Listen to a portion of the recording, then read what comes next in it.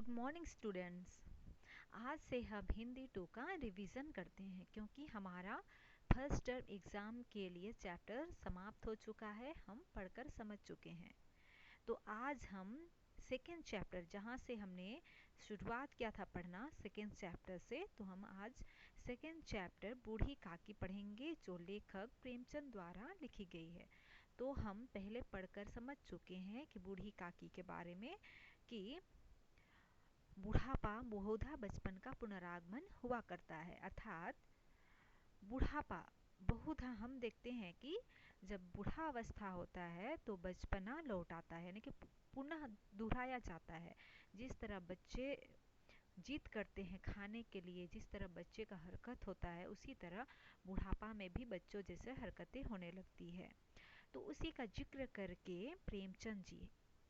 लेखक प्रेमचंद जी बूढ़ी काकी की अवस्था के बारे में, वृद्धा अवस्था के बारे में बताए हैं कि किस तरह से वह जिद्दी करती थी, किस तरह से वह रोती थी खाने के लिए। बस उसका स्वाद इंद्रियां ही बच गया था, बाकी सब समाप्त हो गया था, यानी कि सब कुछ पैर हाथ नहीं चलता था, वह सरक सरक कर चलती थी।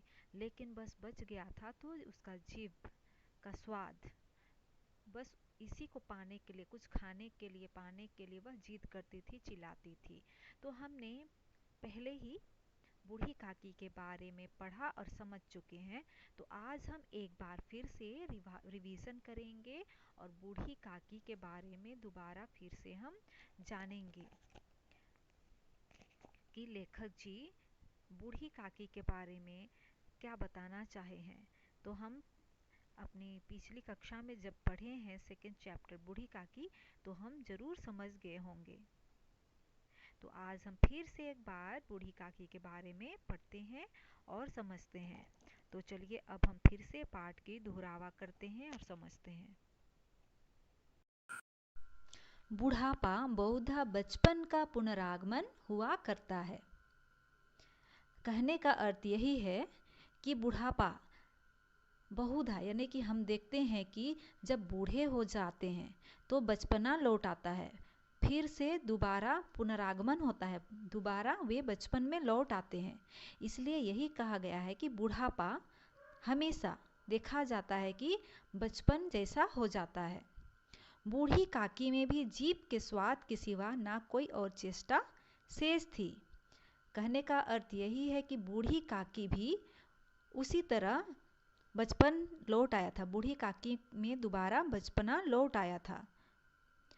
इसलिए वे हमेशा चाहती थी कि वे कुछ खाते ही रहे।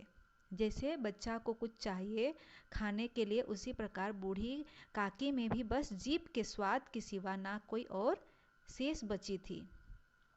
अपने कष्टों की ओर आकर्षित करने के लिए रोने के अतिरिक्त कोई दूसरा साधन ही नहीं था, यानी कि दूसरों को अपनी ओर आकर्षित करने के लिए बस वह रोती थी ताकि लोग जाने कि उसे क्या चाहिए, बूढ़ी काकी को क्या चाहिए। समस्त इंद्रियां, हाथ और पैर जवाब दे चुके थे। बूढ़ी काकी, उसका हाथ पैर सब सून हो चुका था, वह इधर उधर नहीं चल फिर नहीं सकती थी। पृथ्वी पर पड़ी रहती और यदि घर वाले कोई बात उनकी इच्छा के प्रतिकूल करते, भोजन का समय टल जाता या उसकी मात्रा कम होती, अथवा बाजार से कोई वस्तु आती और ना मिलती, तो वे रोने लगती थी। जैसे कि हम जानते हैं कि छोटे बच्चे जो होते हैं, अगर उसके माता पिता या भाई बहन कोई भी बाजार से कुछ भी चीज़ लाए तो वे चाहते हैं कि उसके लिए मिठाई लेके आया है बच्चों के लिए। तो ठीक उसी प्रकार बूढ़ी काकी का भी अवस्था उसी प्रकार हो गई थी।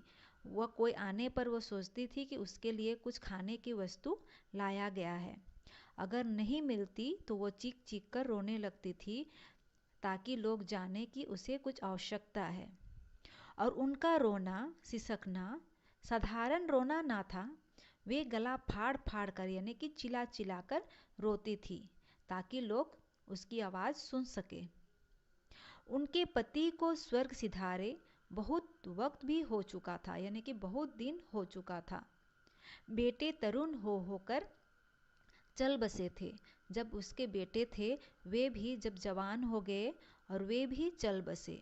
ऐसे में बस बूढ़ी काकी अकेले ही रह गई थी।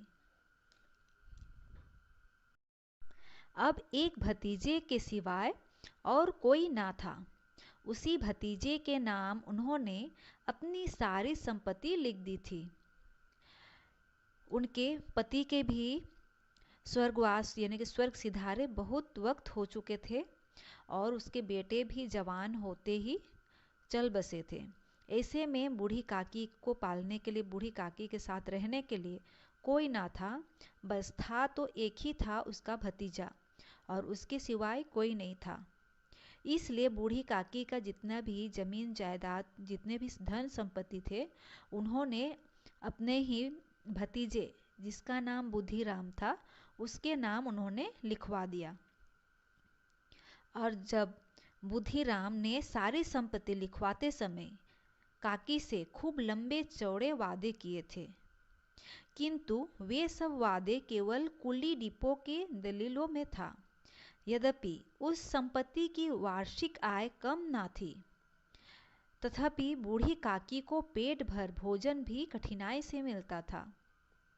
हम ये देख रहे हैं कि बूढ़ी काकी अपने भतीजे बुद्धिराम के नाम पर अपने संपत्ति, सारी धन संपत्ति उसके नाम पर कर दी थी, लेकिन जो उसकी धन संपत्ति से उसकी वार्षिक आय जो आता था, वर्ष में जो पैसे मिलते थे, वे कम नहीं थी, बहुत ज़्यादा ही था। लेकिन बूढ़ी काकी को भरपेट भोजन तक नसीब नहीं होता था और वो कठिनाई से, जो भोजन मिलती थी वो भी बहुत कठिनाई से मिलती थी। लड़कों का बूढ़ों से स्वाभाविक विद्वेष होता और फिर जब माता पिता का यह रंग देखते तो वे भी बूढ़ी काकी और सताया करते थे। कोई चुटकी काट कर भागता, कोई उन पर पानी की कुल्ली कर देता। काकी चीख मार कर रोती, परंतु यह बात प्रसिद्ध थी कि वे केवल खाने के लिए रोती है। अतएव उनके संताप और अंतनाद पर कोई ध्यान नहीं देता था। यानी कि जब बुद्धिराम यानी कि उसके भतीजे के बेटे काकी को देखकर चिढ़ाते थे, उसको कभी चुटकी काट कर भाग जाते थे, कभी पानी की कुल्ली करके कर देते थे, तो काकी चीख मारकर रोने लगती थी। लेकिन जो सुनते थे वे घर वाले सोचते थे कि बस काकी खाने के लिए ही चिल्लाती है, उस पर इसलिए ध्यान नहीं दिया जाता था। संपूर्ण परिवार में यदि काकी से किसी का अनुराग था तो वह बुद्धिराम की छोटी लड़की लाडली थी। लाडली अपने दोनों भाइयों के भय से अपने हिस्से की मिठाई या चबेना बूढ़ी काकी के पास बैठकर खाया करती थी। यही उसका रक्षागार था और यद्यपि काकी की शरण उसे उनकी लोलुपता के कारण महंगी पड़ती थी, तथापि भाइयों के अन्याय की तुलना में कहीं सुलभ थी। इस स्वार्थ अनुकूल ने उन दोनों में सहानुभूति का आरोपण कर दिया था। रात का समय था।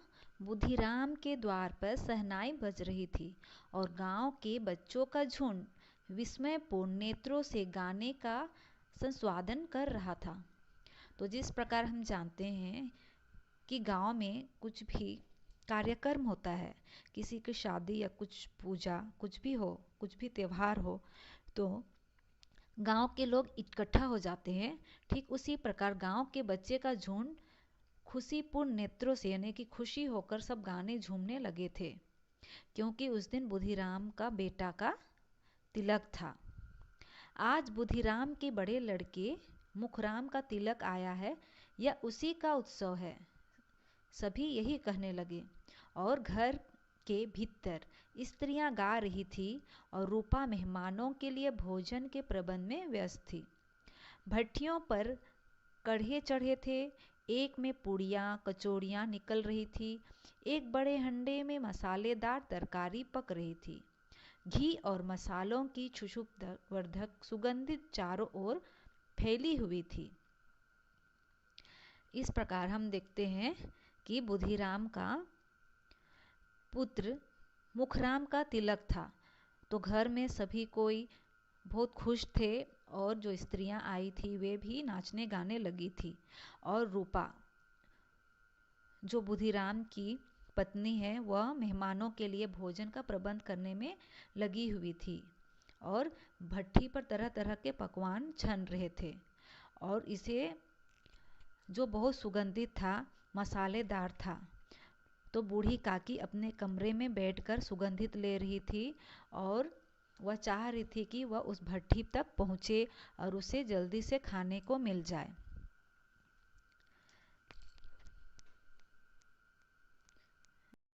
इस प्रकार हम देखते हैं कि बूढ़ी काकी को जीभ के स्वाद के सिवा और कुछ चेष्टा शेष नहीं थी, यानी कि कुछ नहीं बची थी।